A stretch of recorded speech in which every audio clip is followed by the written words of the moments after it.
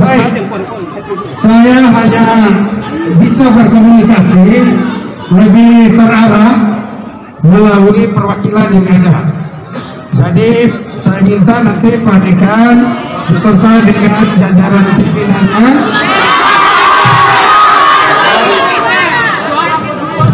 wakil dekan atau Kaprodi dan perwakilan mahasiswa BPLN supaya kita bicara bisa lebih jelas dan terarah sekaligus kita mencarikan solusi yang terbaik.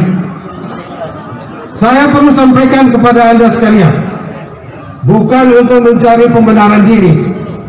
Saya belum pernah berkomunikasi dengan siapapun juga terkait dengan permasalahan-permasalahan yang disampaikan secara tertulis. Ya, pagi ini saya baru temukan surat itu. Jadi Anda jangan paksa saya untuk berespon terhadap hal yang saya tidak ketahui. Ya? Saya tidak tahu. Saya selalu berharap bahwa siapapun juga pimpinan fakultas di Undana ini, ruangan saya terbuka, kapan saja datang menyampaikan pendapatnya, usul sarannya, bahkan kritik sekalipun. Demo seperti ini saya hargai. Ada orang wartawan menanyakan, Pak izinkan? Saya bilang saya mengizinkan. Saya tidak akan melarang. Saya akan bicara konkret kalau tadi kita melalui mekanisme perwakilan. Tidak mungkin saya jawab pertanyaan Anda yang sekian ratus orang ini. Hanya itu yang saya lakukan. Ya? Cukup demikian. Baik. Baik. Oke, terima kasih. Mahasiswa.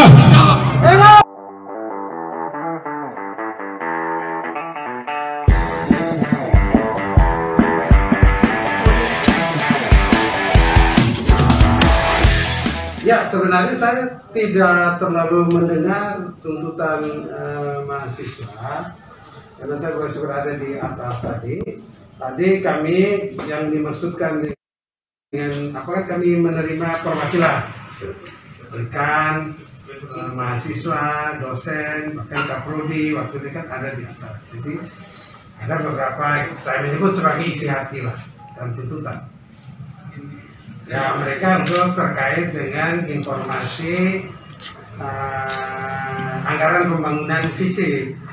Nah, ini yang saya luruskan. Bahwa sebenarnya rektor tidak memotong anggaran fisik. Bahwa ada ya bahwa untuk pelaksanaan anggaran itu dalam HIPA mereka setiap fakultas sudah ada. Fisik untuk 2022 sudah ada.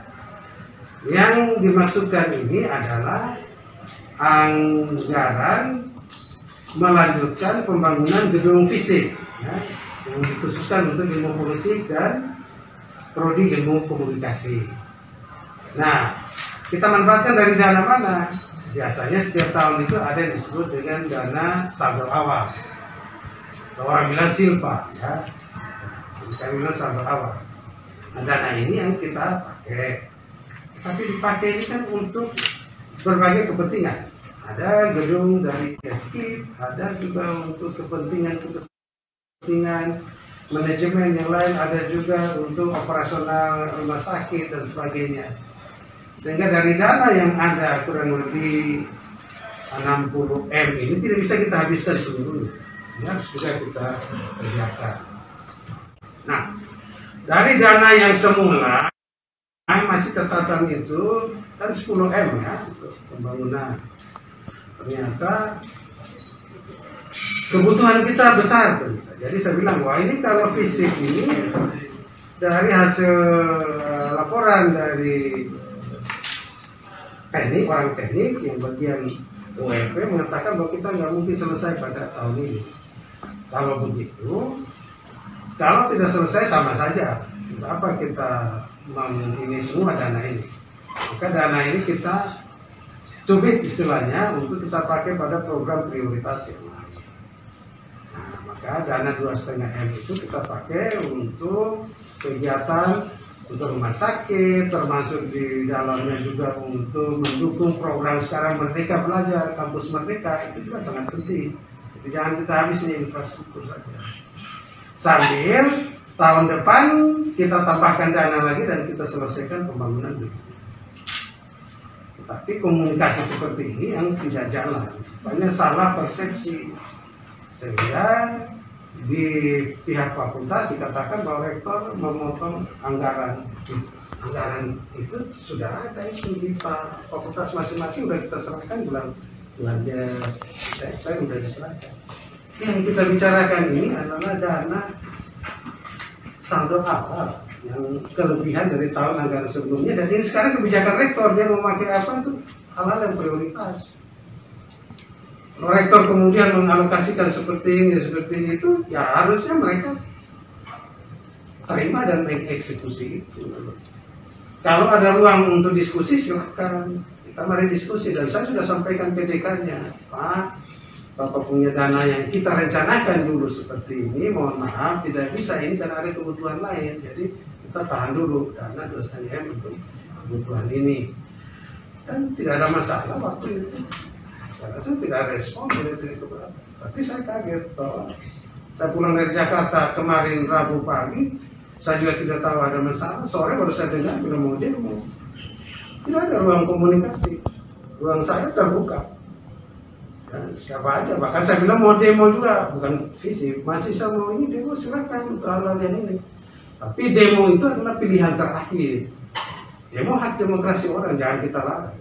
Ada teman dari Polres Kupang atau dari media lain tanya, Pak larang itu? Saya tidak larang. Silahkan saja mau demo, tapi demo itu pilihan terakhir kalau tidak ada lagi ruang untuk orang komunikasi, berbicara, bahkan berargumentasi. Loh, saya terbuka, nggak ada orang yang bicara ke saya. Pimpinan fakultas juga tidak pernah menelpon saya, Pak saya berkeberatan dananya ini. Saya sudah sampaikan, kalau dulu sampaikan itu dia berkeberatan, ya harusnya saat itu dia protes. Tidak. Berarti tiba-tiba udah ajakan provokasi lah. Mohon maaf saya istilah itu. Masih saya semuanya wajib datang demo. Anak-anak ini kan nggak tahu duduk masalahnya. Tidak tahu. Tidak mungkin ini. Saya ini ada 11 fakultas di undangan. Tidak mungkin hanya semua dikasih ke fisik lalu yang lain gimana?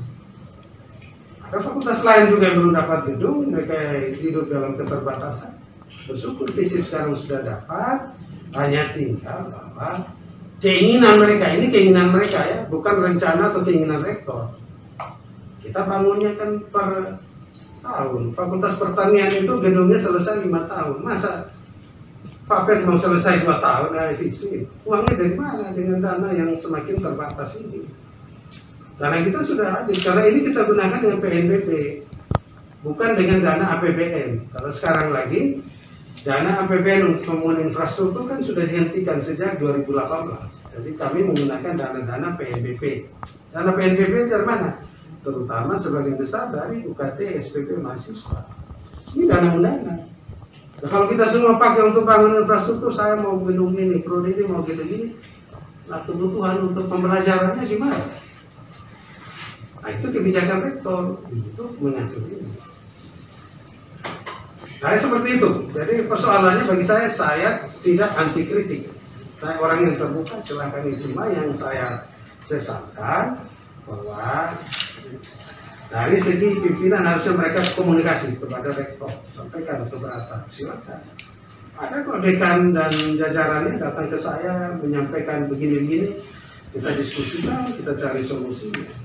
Nah ini tidak ada komunikasi, tiba-tiba langsung demo aja, sebenarnya ini maksudnya apa?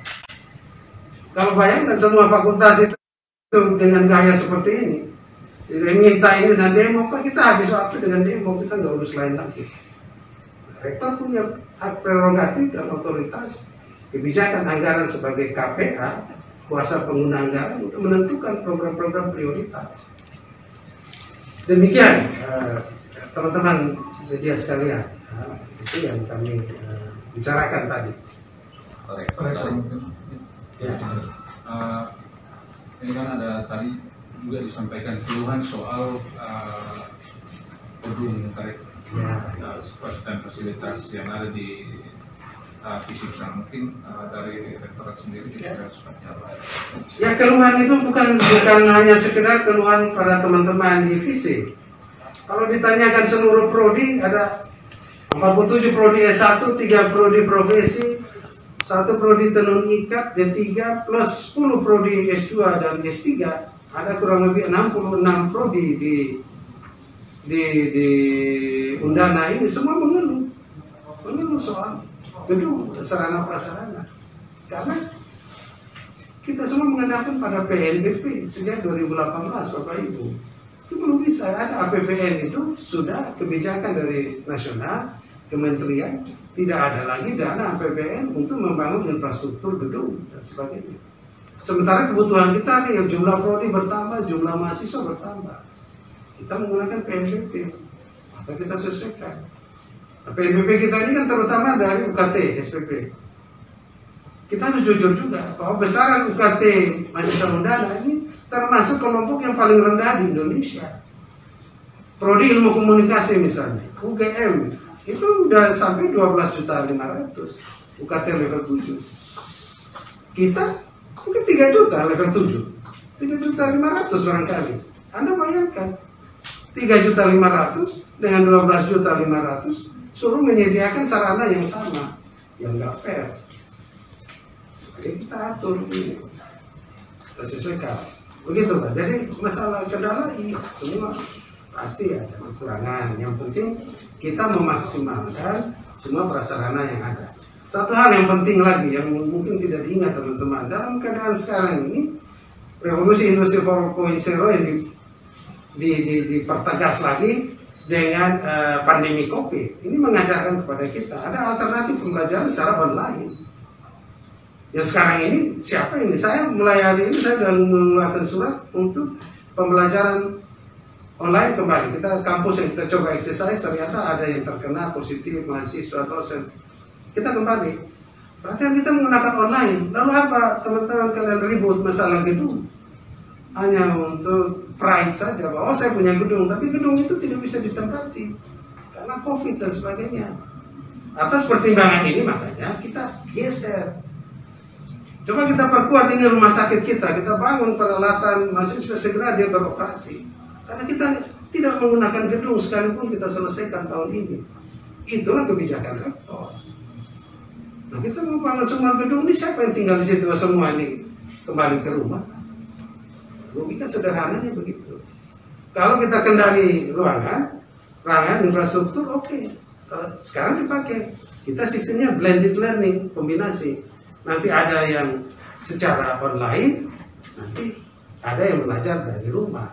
Maka masalah kapasitas tampung di ruangan itu selesai. Pemikiran kita ini masih pemikiran konvensional, bahwa kita harus punya gedung, belajar dulu. Yang pertama. Dan manajemen gedung harusnya bersifatnya universitas, bukan kepada fakultas, apalagi prodi. Prodi ini saya harus punya gedung sendiri, ini kebanggaan saya. Lah, 66 prodi ini minta gedung sendiri. Kita bangunnya gimana, dari mana? Coba. Ya kan? Saya beri contoh. Tahun 2009 saya ke Belanda itu, dari Undana kita ada ada studi banding ke sana, proyek begitu. Dia University itu dia basisnya universitas. Gedung ini buat jadwal setiap ini siapa yang mau pakai daftar, jam sekian terbuka dia masuk. Dia udah buat jadwal pakai 1 jam. 10 menit sebelum itu notifikasi harus keluar. Kalau tidak gedung itu terkunci. Semuanya pakai tanpa bilang oh ini harus fakultas ini punya gedung, ini prodi ini punya gedung. Kami mau Undana ini ke depan seperti itu. Basis penggunaan ruangannya adalah gedung universitas. Jadi masing-masing jangan klaim. Akibatnya itu nanti prodi ini pakai, habis pakai dia keluar, gedung itu, ruangan itu kosong, tidak terpakai. Ini kan tidak efisien. Padahal bisa dipakai oleh prodi lain. Begitu Bapak Ibu, teman-teman sekalian. Mungkin terlepas dari demo tadi, ya. Kita lebih mendalami yang tadi soal sistem pembelajaran di masa pandemi ini kan ya. Sudah level 2 dan sudah ada untuk Kota Kupang sendiri sudah 10 kelurahan zona merah Bapak. Mungkin sistem pendidikan di Universitas Kristen kira-kira seperti apa? Memang kemarin itu kami mencoba membuat exercise. Nah, latih exercise ini, uji coba ini karena juga dari ada dasar hukumnya, yaitu SK Dirjen Dikti nomor 2 tahun 2021 yang mengencourage universitas untuk melakukan pembelajaran blended learning, jadi on campus dan online, jangan online. Nah, itu kita sudah lakukan, tetapi kami masih uji coba pada semester 2 dan 4. Kenapa semester 2 dan 4? Karena mereka ini belum pernah masuk kampus, belum pernah mengenal kampus. Nah, kita sudah lakukan uji cobanya 1 bulan lebih.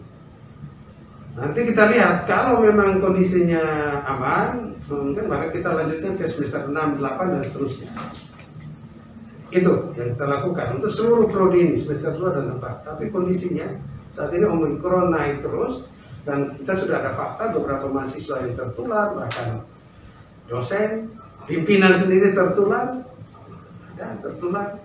Makanya tadi saya putuskan ini melalui WA grup pimpinan agar dosen, pimpinan fakultas menghentikan perkuliahan online, praktikum online terhitung mulai besok. Ya, besok. Harusnya hari ini, cuma saya takut nanti kalau bilang hari ini, rektor modus. Dia ingin menghambat demo mahasiswa, bukan itu. Saya lihat pada ini. Silahkan di demo hari ini, besok jangan demo lagi karena kampus sudah tutup. Ya, kasus ini. Kami untuk 1 minggu ke depan, tanggal 29 kita lihat lagi untuk masuk dengan catatan sambil mengevaluasi perkembangan yang ada.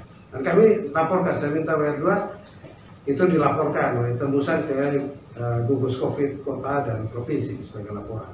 Begitu. Berarti semua prodi studi online. Studi online, ke studi online, praktikum sudah online. Karena anak-anak sudah senang karena mereka datang masuk, tapi mau tidak mau kita lakukan itu. Itu kita lihat dia turun dulu, baru kita. Bagaimana dengan mahasiswa yang sedang melakukan penelitian yang perlu turun ke lab atau ke LAN? Penelitian boleh, karena itu kan kasus individu. Ya, individu mereka tetap. Jadi kita mengurangi aktivitas-aktivitas yang melibatkan banyak orang. Kalau penelitian di lab mereka terus berjalan, ya, tapi tetap memperhatikan prokes. Kita tetap jalan. Jadi untuk kegiatan-kegiatan yang melibatkan banyak orang itu dihentikan dulu 1 minggu ke depannya. Terima kasih Terima kasih teman-teman.